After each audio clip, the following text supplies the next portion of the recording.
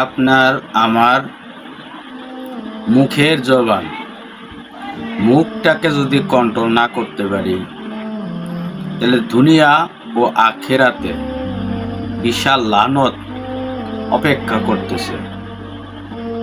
বুঝার বিষয় আছে, মুখটাকে যদি কন্ট্রোল না করতে পারেন, আপনি আধ্যাত্মিকভাবে হোক আর শরীয়ভাবে হোক, যেইভাবেই হোক, কন্ট্রোল নিয়ন্ত্রণে যদি রাখতে না পারেন, তাহলে ঘোর বিপদ, অপমান, লাঞ্ছিত হওয়ার আশঙ্কা বেশি থাকে। যেমন মনে করেন, যদি আপনি এই মুখ দিয়া খারাপ বাক্য উচ্চারণ করেন, খারাপ কথা বলেন, তাহলে আপনার কাল আস্তে আস্তে মৃত হয়ে যাবে, অকেজ হয়ে যাবে। আর যদি এই জবান আপনি শুধু আল্লাহর দিকে ধাবিত করেন, এই শব্দগুলো আল্লাহর দিকে ধাবিত করেন, কাল আস্তে আস্তে আপনার নূরান্বিত হবে। যদি মানুষকে কোনো কথা দেন, এই জবান দিয়ে মানুষ আপনার উপরে ভরসা করবে। আবার যদি জবানের বরখেলাপ করেন, মানুষ আপনাকে অপমান অপদস্থ করবে। আবার যদি এই জবান দিয়া কাউকে অপমান করেন, লাঞ্ছিত করেন, খারাপ বাক্য উচ্চারিত করেন, এই একই কাজ আপনার সাথে ঘটনাক্রমে অন্য সময় অন্য কেউ আপনার সাথে প্রয়োগ করবে।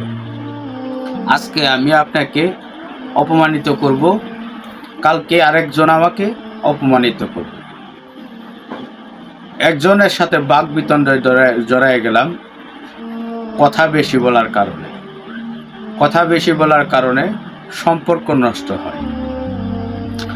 আজ পর্যন্ত দেখবেন না কথা কম বলার কারণে কারো সাথে ঝগড়া হয়েছে, মন মালিন্য হয়েছে।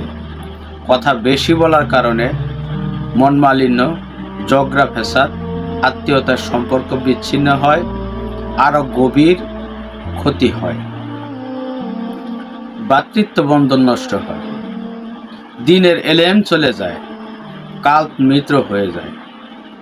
তো এই জবান যদি কন্ট্রোল না করতে পারি, আখিরাতেও যেমন কোনো কল্যাণ আসবে না, দুনিয়াতেও কোনো কল্যাণ বয়ে আসবে না। যদি আপনি শরিয়া হিসাব করেন, ধরেন এই মুখ দিয়ে আপনি খানা খাইতেছেন, খানার কোনো কন্ট্রোল নাই, খাবার খাইতেছি, এই খাবার খাওয়ার কোনো কন্ট্রোল নাই, তাহলে দিনে দিনে আপনি কি হবেন? অসুস্থ হয়ে যাবেন, রোগা বা স্থলবিশুদ্ধ হয়ে যাবেন, যা আপনাকে অকাল মৃত্যু বা বার্ধক্যের দিকে ধাবিত করবে। যদি খাবার কন্ট্রোল রাখেন, শরীর ফিট থাকবে, মন মেজাজ ভালো থাকবে, ব্রেন চাঙ্গা থাকবে এবং শরীর সতেজ থাকবে। যদি মুখের কন্ট্রোলই হারা হয়ে যান, তাহলে আপনি কোনো কিছু কন্ট্রোল রাখতে পারবেন না, শরীরের কোনো অঙ্গ প্রত্যঙ্গের কন্ট্রোল রাখতে পারবেন না, যদি মুখকে কন্ট্রোল না করতে পারেন। তো আমার পেজটা যেহেতু মারিফতের বিষয় নিয়ে আলাপ আলোচনা, তো মারিফতের দিকে একটা কথা মেসেজ দিতে চাই।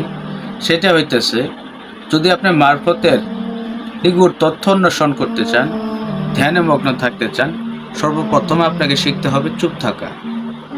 চুপ থাকাটা মারিফতের জন্য প্রথম শর্ত বা প্রথম ধাপ, মেইন ধাপ। মারিফতের খোরাক হচ্ছে চুপ থাকা, মনে মনে জিকির করা, আল্লাহকে স্মরণ করা, রাসূলের প্রতি প্রেম মহাব্বত সৃষ্টি করা, আহলে বায়াতের উপর প্রেম মহাব্বত সৃষ্টি করা, তাদের উপর দুরূদ পাঠ করা। আজকে আমি অহেতুক কথার জন্য বিভিন্ন ফেসাদে পড়ে যাচ্ছি। দেখেন, আমি আপনি যাই কথা বলি, আমাদের কাঁধে যে ফেরেশতা আছে, ভালো ও মন্দ উভয় লিপিবদ্ধ করে। মন্দ কথা আমরা বলি বেশি, এই মন্দ কথাও কিন্তু লিপিবদ্ধ করে। আমল কাটা পড়ে এই মন্দ কথার মাধ্যমে, অতিরিক্ত কথা বলার মাধ্যমে। কথার কন্ট্রোল হারিয়ে ফেলার কারণে আমরা আমাদের খারাপ আমল বৃদ্ধি পাইতে থাকি।